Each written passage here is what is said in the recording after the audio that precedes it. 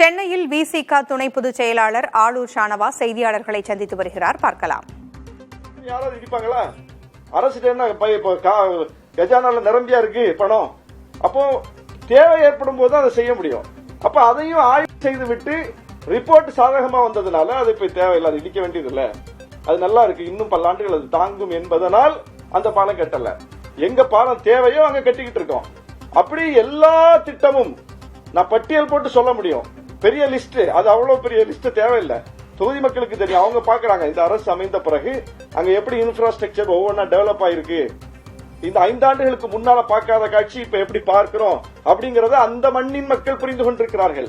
அப்ப இவருக்கு உண்மையை சொல்லி அரசியல் செய்வதற்கு ஏதும் இல்லாததனால் அவதூறு அரசியலை, பொய் அரசியலை கையில் எடுத்திருக்கிறார். அது நீடிக்காது, நிலைக்காது. அவர் ஒரு நாகரிக அரசியல் செய்யட்டும், உண்மையிலே மக்களுக்கு என்ன தேவையோ அதை பேசட்டும். அதை விடுத்துவிட்டு அண்ணாமலையினுடைய இடத்தை நிரப்புவதற்கு அவர் தேவையில்லை, RN ரவியினுடைய இடத்தை நிரப்புவதற்கு அவர் தேவையில்லை. தமிழ்நாட்டில் இப்படி நிறைய பேர் நம்ம பார்த்துட்டோம். அந்த இடத்தை பிடிப்பதற்கு விஜய் ஏன் முடியாது துடிக்கிறார் என்பதுதான் நம்முடைய கேள்வி. அது திருவாரூர்ல போய் பேசியிருக்காரு. அது திருவாரூர் மத்திய பல்கலைக்கழகம். ஒன்றிய அரசு நம்ம ஒவ்வொன்றையும் பெறுவதற்கு, அதுவும் கல்வி ரீதியாக பெறுவதற்கு எவ்வளவு பெரிய போராட்டத்தை நடத்திட்டு இருக்கோம். இந்த மாநில அரசு எவ்வளவு பெரிய போராட்டத்தை நடத்திட்டு இருக்குது. மாநில கட்சிகளை களத்தில் இறங்கி எப்படிப்பட்ட போராட்டங்களை நம்ம நடத்திட்டு இருக்கோம்னு தெரியும். அப்ப அவர் யாரை குற்றச்சாட்டணும்? ஒன்றிய அரசு தொடர்பாக, ரயில்வே ஸ்டேஷன் தொடர்பாக ஒரு குற்றச்சாட்டு வைக்கிறார், ஒன்றிய பல்கலைக்கழகம் தொடர்பாக ஒரு குற்றச்சாட்டு வைக்கிறார். அதுவும் ஒழுங்கா தெரிஞ்சுக்கிட்டு வச்சிருக்கலாம். அப்போ ஒன்றிய அரசை நோக்கி அவரு நம்மளோட சேர்ந்துல பேசணும். எங்க பேசுறாரு? பாஜக தொடர்பான விஷயங்கள்ல அவர் எங்க வெளிப்படுறாரு? அப்ப அவருக்கு திமுகவை குறிவைப்பதற்கான அஜெண்டா யாராவது கொடுத்திருக்காங்களா? அதுதான் ஒரு வேலையா? ஒரு கட்சியை குறிவைப்பது என்பது ஒரு புதிய சக்தியின் வேலையா எந்த காலத்திலும் தமிழ்நாட்டு அரசியல் நான் பார்த்தது இல்லையா? ஒரு புதிய வரவு என்றால் என்ன செய்வாங்க? இருக்கிற எல்லாரும் தப்பும்பாங்க. இந்த கட்சி தப்பு, இந்த கட்சி தப்பு, இவங்க செய்யல, அவங்க செய்யல, நான் செய்வேன் அப்படின்னு ஒரு புதிய சக்தி களத்துக்கு வரும். ஆனா இங்க எந்த கட்சியை பத்தியும் பேசுறது கிடையாது, பேச வேண்டியதை பேசுறது கிடையாது. தமிழ்நாடு இன்றைக்கு சந்தித்து வரக்கூடிய மிகப்பெரிய நெருக்கடியே ஒன்றிய பாஜகவால் வந்திருக்கிற நெருக்கடி தான். நம்முடைய மாநில உரிமை தொடர்பான விஷயங்கள்ல பாஜக நிலைப்பாடு, ஒன்றிய அரசுடைய நிலைப்பாடு, கல்வி தொடர்பான விஷயத்துல ஒன்றிய அரசுடைய நிலைப்பாடு, நம்முடைய நிதி ஆதாரங்கள் விஷயத்துல ஒன்றிய அரசுடைய நிலைப்பாடு, நம்முடைய நதிநீர் பிரச்சனைகள்ல ஒன்றிய அரசுடைய நிலைப்பாடு, ஒவ்வொன்றையும் பாருங்க. எந்த பக்கம் திரும்பினாலும் நமக்கு முட்டுக்கட்டை போடுவதாகவும், நமக்கு முரண்பாடான கருத்தை கொண்டு நம்ம மீது திணிப்பதாகவும் இருப்பது யாரு? எந்த கட்சி, எந்த அரசு? அப்ப அந்த அரசை நோக்கி நீங்க என்ன உங்களுடைய வெளிப்பாடு இருக்கு? அப்ப வெளிப்பாடே இல்ல, மேம்போக்காக இருக்குது. இன்னைக்கு ஒன்றிய அளவுல ராகுல் காந்தி மிக முக்கியமான பிரச்சனையை கையில் எடுத்து போராடிட்டு இருக்காரு, வாக்கு திருட்டு. அதை இந்த புதிய சக்தி விஜய் எந்த அளவுக்கு அட்ரஸ் பண்றாரு? அப்ப அந்த பக்கம் திரும்புறதே கிடையாது. சும்மா ஒரு தீர்மானத்தை போடுறது, அந்த தீர்மானத்தை கூட மாநாட்டில் வாசிக்கிறது கிடையாது. மறைமுகமா இவங்களே பூட்டி வச்சுக்கிட்டு பிரஸுக்கு ஒரு அறிக்கையை கொடுத்துட்டு போயிருவாங்க. மாநாட்டில் வச்சா மக்களுக்கு தெரிஞ்சிடும்ல. அப்ப மக்களுக்கு தெரிஞ்சிடவும் கூடாது, அந்த பிரச்சனை பேசுபொருளாகவும் ஆயிடக்கூடாது. ஆனா தீர்மானம் நாங்க நிறைவேற்றி இருக்கோம்னு சொல்றதுக்கு, ஒரு சான்றுக்கு காட்டுறதுக்கு ஒரு பேப்பர் வேணும். இப்படிப்பட்ட ஒரு அரசியலை செய்து கொண்டிருக்கிறார். இந்த அரசியலை இங்க உட்கார்ந்துட்டு ஒப்பீனியன் மேக்கர்ஸ் உட்கார்ந்துட்டு ஆஹா ஓஹோ அவர் பேச்ச பாத்தீங்களா, ஃபயர் விட்டார் பாத்தீங்களா, அப்படி பாத்தீங்களா, இப்படி பாத்தீங்களா, என்ன ஃபயர் விட்டாரு? நான் கேட்கிற கேள்விக்கு பதில் சொல்லட்டும். நாகப்பட்டினம் தொடர்பா நேத்து அவர் பேசிட்டு போனதுல ஒரு கேள்விக்கு அவர் பதில் சொல்லட்டும். அப்ப அது எப்படி ஃபயர் விட்டதாகும்? இங்க என்னங்க எல்லாருமே இதா உட்கார்ந்துட்டு இருக்கமா? யார் வேணாலும் எப்படி வேணாலும் பேசிட்டு போலாம், பதில் சொல்றதுக்கு ஆள் இல்லையா? அப்போ அப்படியெல்லாம் இல்ல. தமிழ்நாட்டு அரசியல் களம் அப்படி இல்ல. தமிழ்நாட்டு அரசியல் களத்தை மக்கள் கூர்மையாக பார்க்கிறார்கள். அவருக்கு கூடுகிற கூட்டம் என்பது அவருடைய சினிமா கவர்ச்சிக்கு கூடுகிற கூட்டம். தமிழக வெற்றி கழகம் என்கிற கட்சியையே தொடங்காமல் இதே விஜய் அவர்கள் நாகப்பட்டினத்துக்கு வந்திருந்தார் வைங்க, நேத்து வந்தது அப்படியே கட்சியெல்லாம் விட்டுருங்க, தாவேக்க கிடையாது, விஜய் நாகப்பட்டினத்துக்கு வர்றாருன்னு சொல்லி அறிவிக்கப்பட்டு ஒரு நாள் பயணம் அந்த ஊர்ல அவர் நிகழ்த்தினா இந்த கூட்டம் வருமா வராதா? இதே கூட்டம் வரும், இதோட கூடுதலா கூட வரும். எல்லாரும் கூட பார்த்திருப்பாங்க. ஏன்னா அப்ப வெறும் விஜயா, ஒரு நடிகர் விஜயா, எல்லா கட்சிக்காரங்களும் பார்த்திருப்பாங்க. அப்போ அவருக்கு இருக்கிற அந்த சினிமா கவர்ச்சி என்பது அது ஒரு நிலையானது. அதை வைத்துக்கொண்டு அவர் அப்படி ஃபயர் விட்டுட்டார், இப்படி ஃபயர் விட்டுட்டார்னு சொல்லி இப்படி பல பேர் பேசுவதும், இல்லாத ஒன்றை இருப்பதாக காட்டுவதும், அவர் கேள்விகளாக அடுக்கி விட்டார், சவால் விட்டு விட்டார், தைரியம் இருக்கான்னு கேட்டுட்டார். முதல்ல நீங்க பிரஸ் சந்திக்க அந்த தைரியம் இருக்கா உங்களுக்கு? ஒரு கேள்விக்கு பதில் சொல்லுங்க. பத்திரிகையாளர்களை சந்திக்காத தலைவர்களே கிடையாது உலகத்துல. ஊடகவியலாளர்கள் வைக்கக்கூடிய கேள்விகளை எதிர்கொள்வதுதான் துணிச்சல். அரசியல் அந்த துணிச்சல் வேணும். முதல் அடிப்படை தகுதி அதுதான். எந்த கேள்வி வேணாலும் கேளுங்க, பதில் சொல்றேன் என்பதுதான் ஒரு தலைவருக்கான இலக்கணம். அது எங்க போச்சு உங்கள்கிட்ட? நேத்து பிரஸ் அப்பவும் உங்களை நோக்கி வர்றாங்க. நீங்க அவங்கள பார்க்காத போதும், அவங்கள நீங்க பார்க்க விரும்பாத போதும் அவங்க கடமையை செய்யறாங்க, மைக்க நீட்டுறாங்க, உடனே கண்ணாடியை தூக்குறீங்க. என்னன்னு கூட கேட்கறதுக்கு உங்களுக்கு துணிச்சல் இல்ல. நீங்க துணிச்சலை பத்தி மற்ற தலைவர்களுக்கு சவால் விடுறீங்க. முதல்ல இந்த அடிப்படை துணிச்சலை நீங்கள் பெறுங்கள். இது துணிச்சல் கூட சொல்ல முடியாது, இது ஒரு சாதாரண அடிப்படையான ஒரு தகுதி. இது இந்த தகுதி கூட நீங்கள் இன்னும் அடையவில்லை. அப்ப நீங்க ஒரு பிம்பம். உங்களுடைய புகழ் என்பது சினிமாவின் மூலம் கிடைத்திருக்கிற புகழ். உங்களுக்கு எல்லாரும் ரசிகர்களா இருக்காங்க. நாங்க கூட உங்க படத்தை விரும்பி பார்க்கக்கூடியவரா இருக்கோம். அடுத்த படம் வந்தாலும் பார்ப்போம், கடைசி படத்தையும் பார்த்தோம். அப்ப எங்களெல்லாம் உங்க கணக்குல வச்சுப்பீங்களா? அப்ப உங்க கணக்கு என்பது என்ன? ஒரு தேர்தலையாவது நீங்க சந்திச்சிருக்கணும். நீங்க கட்சி தொடங்கி 2 ஆண்டுகள்ல உங்களுடைய துணிச்சலை நிரூபிப்பதற்கு பல இடைத்தேர்தல்கள் வந்தது, போட்டியிடல. நீங்க நாடாளுமன்ற தேர்தல் வந்துச்சு, உங்களுடைய கொள்கை எதிரியை களத்துல சந்திச்சிருக்க முடியும், போட்டியிடல. நீங்க 26 தேர்தலுக்கு கூட இப்ப கடைசியா ஒரு படத்துக்கு 6 மாசம் கால் ஷீட் கொடுத்த மாதிரி இப்ப ஒரு 6 மாசம் கால் ஷீட் கொடுத்திருக்கீங்க.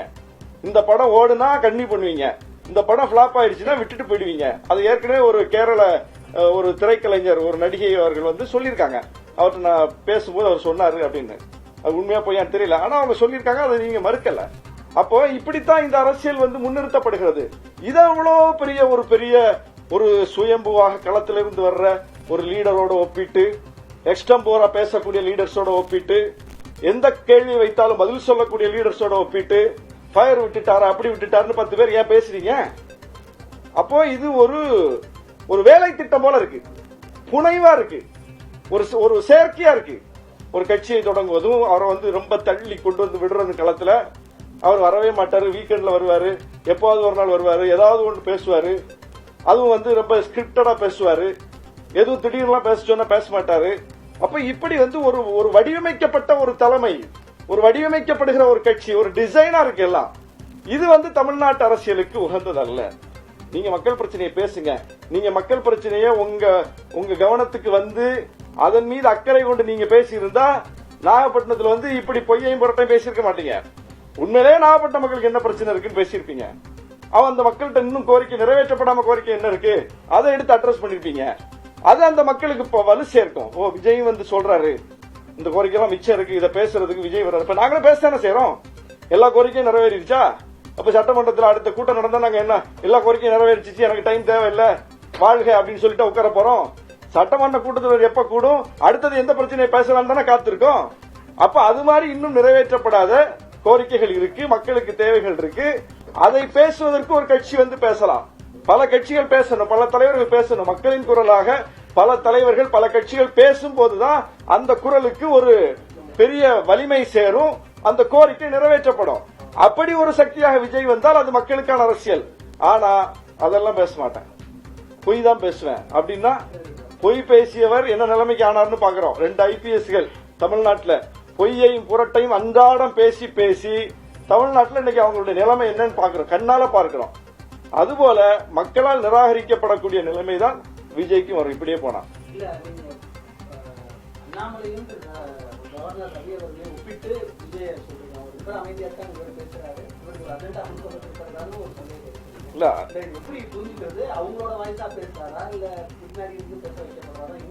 அதாவது அண்ணாமலை என்ன செய்து கொண்டிருந்தாரோ அதை இப்ப அவர் செய்யல. அவர் இப்ப அன்றாட பிரச்சனை சந்திக்கிறாரா? இல்ல. நீங்களே போய் கேள்வி கேட்டாலும், அண்ணா நான் ஒரு தொண்டன்னா இப்ப நான் பேசுறதுக்கு தயாரா இல்லைன்னு சொல்லிட்டு போயிடுறாரு. அதே மாதிரி RN ரவி இப்ப பேச்சு மூச்சை காணும், பழைய சேட்டைகள்லாம் இப்ப சேரது இல்ல. அவரும் அந்த நீதிமன்ற தீர்ப்புக்கு பிறகு, உச்ச நீதிமன்றம் ஓங்கி தலையில் குட்டிய பிறகு அவரும் அந்த பழைய வீரியத்தோடு இல்லை. அப்ப 2 பேரும் கிட்டத்தட்ட ஓய்வு பெற்ற நிலையில் ஆகிவிட்டார்கள். அப்போ அவங்க டிஸ்சார்ஜ் ஆனோடனே இவர் அட்மிட் ஆயிருக்காரு. இவர் அட்மிட் ஆகி ஒரு பாசிட்டிவான அரசியலை முன்னெடுத்தால் நாம் வரவேற்க தயாராக இருக்கிறோம். இவர் கட்சி தொடங்கியவுடன் வரவேற்ற முதல் கட்சி விடுதலை சிறுத்தைகள் கட்சி. இவர் மாநாடு அறிவித்தவுடன் வாழ்த்து சொன்ன முதல் தலைவர் எங்களுடைய தலைவர் எழுச்சி தமிழர். அப்ப எங்களுக்கு காழ்ப்பு கிடையாது, வன்மம் கிடையாது, அது எங்களுக்கு தேவையும் இல்லை. அவரோட கூட்டணி சேரலாங்கிற எதிர்பார்ப்பு நாங்க இல்ல. அவர் கூட்டணிக்கு அழைச்சார், போனோமா? அந்த மாதிரி கணக்கு எங்களுக்கு கிடையாது. அப்ப நாங்க உள்ளன்போடு பார்க்கிறோம். வரட்டும், யார் வேணாலும் வரட்டும், வந்து கட்சி தொடங்கட்டும், அவங்க கருத்தை சொல்லட்டும், அவங்க கொள்கையை பேசட்டும். மக்கள்கிட்ட அவங்களுக்கு ஏற்பு இருந்தா அவங்க நிக்க போறாங்க. மக்கள் ஏற்கலைன்னா ஒரு தேர்தலோட காணாம போயிடுவாங்க. இதுதான் நம்ம பார்த்துட்டு வர அரசியல். அப்ப அதுலயே நம்ம போய் அவர் மேல வன்மத்தை கக்கிக்கிட்டு அது நமக்கு தேவையில்லை. ஆனால் அவர் இப்போது இருக்கிற கட்சிகளின் மீது வன்மத்தை கக்குகிறார். இந்த வன்மத்தை கக்குகிற அரசியல் என்பது யாருடைய அரசியல்? அதுதான் நான் கேட்கிறேன். வன்மத்தை கக்குகிற அரசியல், பொய்யை புரட்டை சொல்லுகிற அரசியல், ஃபேக்சுவல் எரரோடு பேசுற அரசியல் யாருடைய அரசியல்? அதனாலதான் நான் ரவியையும் அண்ணாமலையும் ஒப்பிட்டு சொல்றேன். கூட்டம் இல்ல அவருக்கு வரக்கூடிய அவர் சொல்ற விஷயம் இது எல்லாமே உங்க கூட்டணிக்கும் கட்சிக்கும் குறிப்பா நீங்க சட்டமன்ற உறுப்பினராக உங்களுக்கும் ஒரு அழுத்தத்தையோ நெருக்கடியோ ஏற்படுத்தும். இந்த 3 விஷயத்தையும் ஒப்பிட்டு அதான் நான் சொல்லிட்டேன். அவருக்கு எல்லா தரப்பிலும் ரசிகர்கள் இருக்கிறார்கள். நாமும் அவருடைய ரசிகர்களாக இருக்கிறோம். அப்ப எல்லா தரப்பும் அவரால் ஈர்க்கப்பட்டவர்களாக ஏற்கனவே ஒரு களத்துல இருக்கும்போது அவர் ஒரு புதிய களத்துல வெறும் சினிமா பத்தி மட்டும் பேசல, அரசியல் பேசுகிறார். அவர் வெறும் சினிமா நடிகரா மட்டும் இல்ல, இப்ப ஒரு தலைவர் ஆயிட்டார். அவர் ரசிகர் மன்றம் மட்டும் வச்சுக்கல, இப்ப ஒரு கட்சி நடத்துறார். அப்ப கட்சி என்று அவர் வந்துவிட்ட பிறகு, ஒரு தலைவர் என்கிற இடத்திற்கு அவர் தன்னை அறிவித்து விட்ட பிறகு, அவர் அரசியல் செய்ய வந்துவிட்ட பிறகு, அவர் எங்கள் மீது, திமுக கூட்டணியின் மீது, திமுகவின் மீது, ஆட்சியின் மீது அடுக்கடுக்கான அவதூறுகளை செய்கிறார். கேள்வி வைக்க பதில் சொல்லலாம், குற்றச்சாட்டு வச்சா பதில் சொல்லலாம், அவதூறு செய்கிறார். அப்ப அதை கட்டுடைக்க வேண்டிய, அந்த அவதூறை அம்பலப்படுத்த வேண்டிய தேவை எங்களுக்கு ஏற்படுது. உடனே நாங்க ரியாக்ட் பண்ணிட்டா இவங்க எல்லாம் பயந்துட்டாங்க. ஒருத்தர் தைரியமானவரா பயந்தவராங்கிறத எதுங்க காட்டும்? களம் தான் காட்டும். நாங்க களத்தை விட்டு விலகிட்டோமா, சரி விஜய் வந்துட்டார், இனி நமக்கு வேலை இல்ல, நம்ம போயிருவோம். நாளைக்கு ஒரு பிரச்சனைனாலும் நாங்க தான் நிப்போம் அந்த களத்துல, விஜய் நிக்க மாட்டாரு. இன்னைக்கு ஒரு பிரச்சனைனாலும் நாங்க தான் நிக்கிறோம், விஜய் நிக்க மாட்டார். நேத்து ஒரு பிரச்சனை நாங்க தான் நின்னோம்.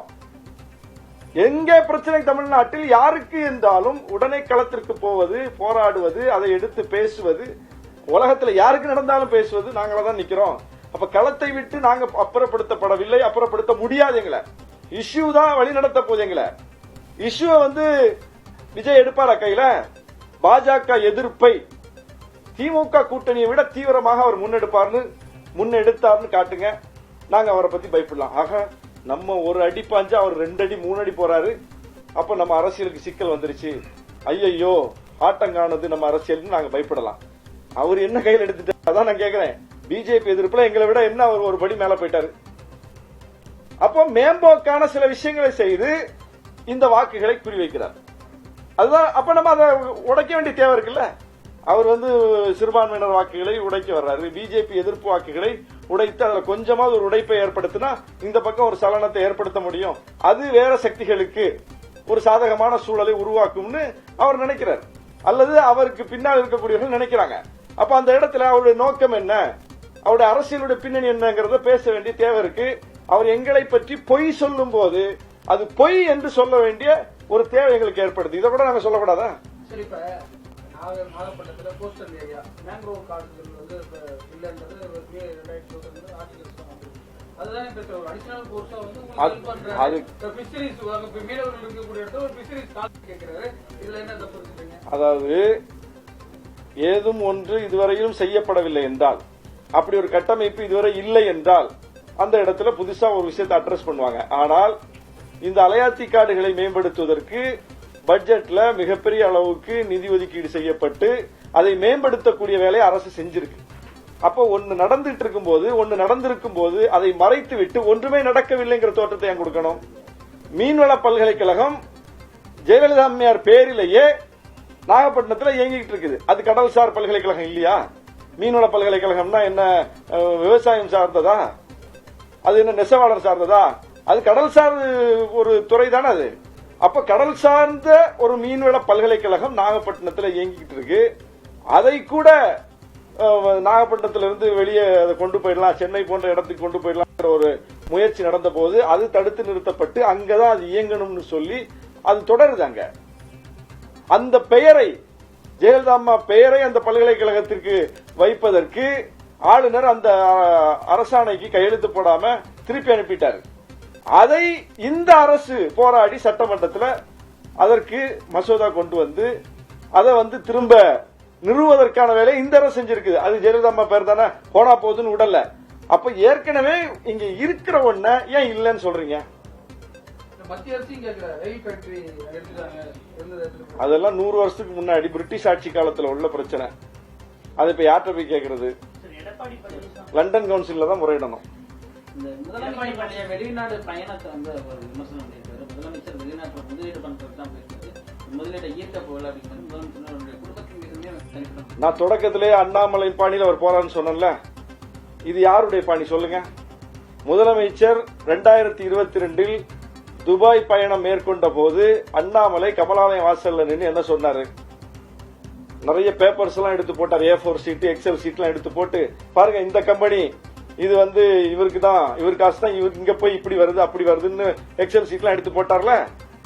இந்த நிமிடம் வரை அண்ணாமலை அதை நிரூபிச்சிருக்காரா? அவர் கையில தானே ஈடி இருக்கு, அவங்க கட்சி கையில தானே எல்லா துறையும் இருக்கு. இந்த நிமிடம் வரை முதலமைச்சருடைய 2022 ஆண்டு வெளிநாட்டு பயணங்கள் குறித்து பாஜக பிரஸ் கூட்டி பத்திரிகையாளர் முன்னிலையில வைத்த குற்றச்சாட்டுகளுக்கு இந்த நிமிடம் வரை பாஜக சான்றுகளோட ஒரு முடிவு சொல்லியிருக்கா? அதை நிறுவி இருக்கா? இல்ல, அது அன்னைக்கு செய்தியோட போயிடுச்சு, அவ்வளவுதான். அப்ப அன்னைக்கு பரபரப்புக்கு அந்த பயணத்தை கொச்சைப்படுத்துவதற்கு அவங்களுக்கு அன்னைக்கு தேவைப்பட்டது. நீங்க ஏன் சார் அந்த இதை கையில எடுக்கிறீங்க? நீங்க தான் பாஜக கொள்கை எதிரியாச்சே, உங்களுடைய கொள்கை எதிரிங்கள பாஜக. அந்த அவதூறு அரசியல நீங்க கையில எடுக்கிறீங்க. முதலமைச்சருடைய வெளிநாட்டு பயணம் முதலீடுகளை ஈர்க்க அல்ல, முதலீடுகளை கொண்டு சேர்க்க. அங்க கொண்டு போய் இவர் முதலீடு செய்யறதுக்கு அப்படின்னா நீங்க சான்று சொல்லுங்க. விஜய் வந்து பேப்பர் வச்சு தானே படிக்கிறாரு, அதே மாதிரி ஒரு பேப்பரை காட்டட்டும், பாருங்க, ஒரு சான்று காட்டட்டும். காட்டல, போற போக்கில் அடிச்சு விடுறது. இது யார் பாணி? இது யார் பாணி? தமிழ்நாட்டு அரசியல்ல போற போக்கில் அடிச்சு விடுறது யார் பாணி? நான் இந்த ஒரு அரை மணி நேரம் உங்கள்ட்ட பேசிட்டு இருக்கேன், எதையாவது ஒண்ணு நான் போற போக்கில் அடிச்சு விட்டேனா? ஃபேக்சுவல் எரரா ஏதாவது சொல்லியிருக்கேனா? யார் மீதாவது அவதூறு பொய் சொல்லியிருக்கேனா? எங்க தலைவர் அன்றாட செய்தியாளர்களை சந்திக்கிறார், ஒரு ஃபேக்சுவல் எரர், ஒரு தவறான தகவல், ஒரு அவதூறான செய்தி, அதெல்லாம் எங்க பாணியே கிடையாது. இந்த தமிழ்நாட்டு அரசியல்ல ஒரு காலத்துல அரசியல் கட்சிகளுடைய மேடைகள்ல பேச்சாளர்களுடைய பாணியா இருந்துச்சு. அது கூட இன்னைக்கு வந்து இந்த ஊடகங்களுடைய பெருக்கத்தால, தொழில்நுட்ப வளர்ச்சியின் காரணமாக பார்த்து பேசணும், கவனமா பேசணும்னு சொல்லி அந்த மேடைகள் கூட சீராகி வருவதை பார்க்கிறோம். அப்போ ஒரு பக்கம் ஒரு நாகரிக அரசியலை நோக்கி அரசியல் நகரும் போது நீங்க வந்து அண்ணாமலை அரசியலுக்கு, RN ரவி அரசியலுக்கு ஏன் போறீங்க? அதுதான் நான் திரும்பவும் கேட்கிறேன். இது வந்து typical RN Ravi politics, typical Annamalai politics. முதலமைச்சருடைய வெளிநாட்டு பயணங்கள் குறித்து அண்ணாமலை என்ன குரலில் பேசினாரோ இன்னைக்கு பேசுறதுக்கு அவர் இல்ல, இவர் பேசுறார். ஜூலை 19 அன்று எடப்பாடி பழனிசாமி வேளாங்கண்ணி, நாகை உள்ளிட்ட பகுதிகளில் நம்பியூர் நகர் மீனவர் மீன்பிடித்தல் பற்றி பல்வேறு குற்றச்சாட்டுகளை முன்வைத்தார். பட் எடப்பாடி குற்றச்சாட்டை விட விஜய் குற்றச்சாட்டுக்கு நம்ம முக்கியத்துவம் கொடுத்தோம்னா அவர் பொலிட்டிக்கல் போர்ஸா இருக்காருனால எடப்பாடியினுடைய குற்றச்சாட்டுக்கு ஏன் வந்து நாங்க இந்த அளவுக்கு பதிலடி கொடுக்கலன்னா, அவர் எந்த பிரச்சனையை சொல்றாரோ, நம்பியார் நகர்ல மீனவர்கள் ஒவ்வொருவருடைய தலையிலையும் கடன் ஏற்றப்பட்டிருக்கு. அதாவது ஒரு துறைமுகத்தை செய்கிறோம் என்று சொல்லி அதிமுக ஆட்சி காலத்துல ஒரு துறைமுகத்தை அறிவித்து நம்பியார் நகருக்கு நாங்க பண்ணி தரோம்னு சொல்லி நிதியை எப்படி கொடுத்தாங்கன்னா, ஒவ்வொரு மீனவரும் கடனா கொடுப்போம், நீங்க திருப்பி கட்டணும் அப்படின்னு சொல்லி ஒரு திட்டம். எங்கேயாவது இப்படி கேள்விப்பட்டிருக்கோமா? நம்பியார் நகர் இருக்கக்கூடிய ஒவ்வொரு மீனவர் தலையிலும் பல லட்சம் கடனை ஏற்றி வைத்து போன அரசு அதிமுக அரசு. நாங்க இப்ப நான் பட்டியல் போட்டு சொன்ன எந்த திட்டமும் மீனவர் தலையில ஏற்றப்பட்ட கடன் கிடையாது, அரசு ஒதுக்கீடு செய்து நிறைவேற்றப்பட்டிருக்கிற திட்டங்கள். அதைத்தான் நான் இப்ப பட்டியல் போட்டேன். ஆனா நம்பியார் நகர் மீனவர்கள் மீது இன்னைக்கு ஒவ்வொருவர் தலையிலும் பல லட்சங்கள் கடன் சுமை இருக்கிறதுனா திட்டத்தை கொடுத்துட்டு நீங்களே கெட்டிக்கீங்க அப்படின்னு சொல்லி கடனாக கொடுக்கப்பட்டது. இப்ப அந்த மீனவர்கள் என்ன கோரிக்கை வைக்கிறாங்கன்னா, இந்த கடனை தள்ளுபடி பண்ணுங்க, எங்களால கட்ட முடியாது அப்படின்னு கோரிக்கை வச்சிட்டு இருக்காங்க. அதை நாங்க இந்த அரசுக்கு சொல்லியிருக்கோம், முதலமைச்சர் நேரடியா சொல்லியிருக்கோம். முதலமைச்சர் கடந்த மார்ச் மாதம் நாகப்பட்டினம் வந்த போது நேரடியா திடுமென அந்த பிரச்சனையை அவர் வண்டியில போகும்போது சொல்லிக்கிட்டு இருக்கோம், அப்படியா வண்டியை திருப்புங்க அப்படின்னு சொல்லி திட்டமிடாமலேயே, முன்னறிவிப்பு இல்லாமலேயே அந்த ஊருக்கு வர்றோம்னு கூட சொல்ல முதலமைச்சர் நேர போய் நம்பியார் நகர்ல நின்னார். நின்று அந்த மக்கள்கிட்ட கடற்கரையில் இறங்கி கேட்டார் என்ன பிரச்சனை அப்படின்னு. அந்த மக்கள் இந்த பிரச்சனையை சொன்னாங்க, இதுதான் எங்களுடைய பிரச்சனை அப்படின்னு. யாரால வந்த பிரச்சனை? எடப்பாடியால் வந்த பிரச்சனை, அதிமுக அரசால் வந்த பிரச்சனை. அதை இன்னைக்கு தீர்க்கக்கூடிய, அந்த கோரிக்கையை ஏற்கக்கூடிய இடத்துல இந்த அரசு இருக்கு. கட்டாயமா செய்வோம் முதலமைச்சர் சொல்லியிருக்காரு, செய்யணும்னு நாங்களும் வலியுறுத்திட்டு இருக்கோம். ஒரு நல்ல முடிவு விரைவில் வரும் நம்புறோம். ஆனா இது இந்த அரசால் வந்தது இல்ல, இதை செஞ்சது எடப்பாடி. அவரு போய் மீனவர்களுக்கு எதிராக இந்த அரசு செய்தது போல ஒரு தோற்றத்தை கொடுக்கிறாரு. அது அங்க மக்களுக்கு தெரியும் யார் ஆட்சியில் இது வந்துச்சுன்னு. அதை நாங்க அந்த மக்களுக்கு சொல்ல வேண்டிய தேவையில்லை எங்களுக்கு. ஆனா விஜய் வந்து சொல்றது பொய் சொல்றாரு. அதனால இதை வந்து எக்ஸ்போஸ் பண்ண வேண்டிய தேவை. இந்த எப்படி அட்ரஸ் பண்ண போகுது களத்துல? நீங்க இன்னைக்கு அவர் பேசிட்டு போயிருக்காரு, நீங்க அவங்களை பார்த்து சொல்லிருக்கீங்க. உங்க தொகுதி மக்களுக்கும் நாகை மாவட்ட மக்களுக்கும் என்ன? அதாவது அங்க நடக்கக்கூடிய பணிகள் ஒவ்வொரு காலகட்டத்திலையும் ஒவ்வொரு பணிகளாக நடக்கும் போது அது வந்து ஒரு தொகுப்பா தெரியாது மக்களுக்கு கண்ணுக்கு. திடீர்னு பார்ப்பாங்க இந்த பணி நடக்கும், அந்த பணி நடக்கும், இந்த பணி நடக்கும்.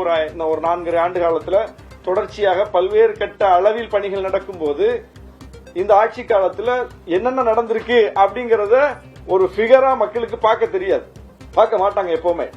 அப்ப அதை சொல்லுவதற்கு ஒரு தொகுப்பு வேணும். அது இன்னைக்கு விஜயால் எங்களுக்கு வந்திருக்குதுன்னு நினைக்கிறேன். விஜய் வந்து பொய்யா சொல்ல சொல்ல நாங்க என்னென்னலாம் செஞ்சிருக்கிறோம், என்னென்ன பணிகள் நடந்திருக்குதுன்னு ஒரு தொகுப்பா இன்னைக்கு மக்கள்கிட்ட சொல்வதற்கான ஒரு வாய்ப்பு இது. ஆனா அவர் உண்மையை பேசினா அது நல்லது, அவருக்கு நல்லது. பொய்ய பேசினா அது எங்களுக்கு நல்லது. 2026 களத்துல தாவேகாவுக்கும் திமுகவுக்கும் நேரடி போட்டி வேற யாரும் களத்துல இல்லை. இத வந்து இங்க தம்பி நம்ம ராம் இருக்காரு, ராம் சங்கர், அவர் ஓராண்டுக்கு முன்னாடி ஒரு பேட்டி எடுத்தார் என்கிட்ட. அப்பவே நான் சொன்னேன், எதிர்கட்சி அரசியலை விஜய் தீவிரப்படுத்தினால் அதிமுக தன்னுடைய இருப்பை இழக்கும். இதுதான் டைட்டில்.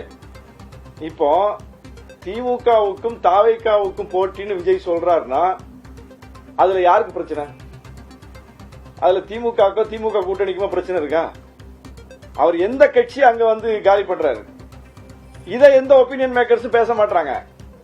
விஜய் வருகை விசிகாவுக்கு ஆபத்து, விஜய் வருகை திமுகவுக்கு ஆபத்து. அவர் திமுக ஒண்ணு இருக்குன்னு சொல்றாரு, விஜயே சொல்லாதே நீங்க சொல்லிட்டு இருக்கீங்க. விஜய் திமுக ஒண்ணு இருக்குன்னு அக்செப்ட் பண்ணி பேசுறாரு, அதனுடைய வலிமையை புரிஞ்சுக்கிட்டு பேசுறாரு. அதை எதிர்க்கத்தான் நான் வந்திருக்கேன்னு பேசுறாரு. ஆனா அவர் சார்புல அவரை விதந்தோதி பேசக்கூடியவங்க பூரா திமுக ஓட்டு தான் போகுது, விசிக ஓட்டு தான் போகுது. விசிக ஓட்டு எப்படி போகும்? விசிக ஓட்டுனா முதல்ல என்ன? விசிக ஓட்டுனா சினிமா கவர்ச்சியில் வந்த ஓட்டா? விசிக ஓட்டுனா என்ன? 25 இயர்ஸா 25 ஆண்டுகளுக்கு மேலாக விசிக வாக்கு வங்கின்னு ஒன்னு இருக்குல்ல, அது என்ன வாக்கு வங்கி? அது ரசிக மனோநிலையில் வந்த வாக்கு வங்கியா? அது அம்பேத்கரியத்தை பெரியாரியத்தை சொல்லி அந்த கோட்பாட்டின் அடிப்படையில் நாங்கள் பெற்றிருக்கிற வாக்கு வங்கி. அப்ப எங்கள் வாக்கு வங்கி அவர் பெற்றுட்டு போகணும்னா எங்களை விட தீவிரமாக அம்பேத்கரியம் பேசணும், எங்களை விட தீவிரமாக பெரியாரியம் பேசணும். என்ன பெரியாரியம் பேசிட்டாரு, என்ன அம்பேத்கரியம் பேசிட்டாரு? சீமான் அவ்வளவு தூரம் பெரியாரை போட்டு கொச்சப்படுத்துறாரு. நாங்க தான் வந்து தொண்ட தண்ணி வத்த பதிலடி கொடுத்துட்டு இருக்கோமே தவிர எந்த தாவேக நிர்வாகி வந்து பதிலடி கொடுத்தாரு? எங்க விஜய் வந்து அதுக்கு ரியாக்ட் பண்ணாரு? பெரியார் மீது ஒரு மிகப்பெரிய அவதூற சொல்றாருல சீமான், என்ன உங்களுடைய பதிலடி? என்ன பதிலடி கிடையாது. அப்ப பெரியார் அரசியல என்ன நீங்க முன்னெடுப்பீங்க? அப்ப பெரியார் உணர்வாளர்கள் இதுல யார் பக்கம் நிப்பாங்க? இதுல விஜய் பக்கம் நிப்பாங்களா, எங்க பக்கம் நிப்பாங்களா? அம்பேத்கரிய உணர்வாளர்கள் யார் பக்கம் நிப்பாங்க? ஒரு அட்ராசிட்டி நடக்குது, ஒரு வன்கொடுமை நடக்குதுன்னா அங்க களத்துக்கு போறது யாரு? அந்த மக்களுடைய பிரச்சனையை அரசுக்கு சொல்றது யாரு? போராட்டம் நடத்துறது யாரு? அந்த மக்களுக்கு நீங்க தனிமைப்படுத்தப்பட்டவர் அல்ல, நீங்கள் கைவிடப்பட்டவர்கள், உங்களோட நாங்க இருக்கேங்கிற நம்பிக்கை தர்றது யாரு? விசிகே தானே தர்றோம். அப்ப எங்களை விட எங்கள்கிட்ட இருந்து அந்த ஓட்டர் வாங்கிட்டு போனோம்னா எங்களை விட அவர் எங்க அந்த களத்தில் நின்றுருக்காரு? இப்பவும் நிக்கிறாரா? இல்லையே. அப்போ அதான் சொல்றேன், திரும்ப திரும்ப ஒரு போலியான பிம்பம் கட்டமைக்கப்படுறது. அந்த ஓட்டை வாங்கிடுவாரு, இந்த ஓட்டை வாங்கிடுவாரு. சென்னையில் விசிக துணை பொதுச் செயலாளரும் நாகை எம்எல்ஏவுமான ஆளூர் ஷானவாஸ் செய்தியாளர்களை சந்தித்து வருகிறார். தமிழக வெற்றிக் கழக தலைவர் விஜய் நேற்று நாகையில் தேர்தல் சுற்றுப்பயணம் மேற்கொண்டிருந்தார். அப்பொழுது நாகையில் பல்வேறு திட்டங்கள் இன்னும் செயல்படுத்தப்படவில்லை என்று குற்றஞ்சாட்டியிருந்த நிலையில் அதற்கு பதிலளித்திருக்கிறார் ஆளூர் ஷானவாஸ். திட்டங்கள் அனைத்தும் நிறைவேற்றப்பட்டுக் கொண்டிருப்பதாகவும் விஜய் பொய் பேசி பரப்புரை மேற்கொள்வதாகவும் ஆளூர் ஷானவாஸ் பேசியிருக்கிறார். விஜய் கட்சி தொடங்கியவுடன் முதலில் வரவேற்றது விடுதலை சிறுத்தைகள் கட்சிதான்.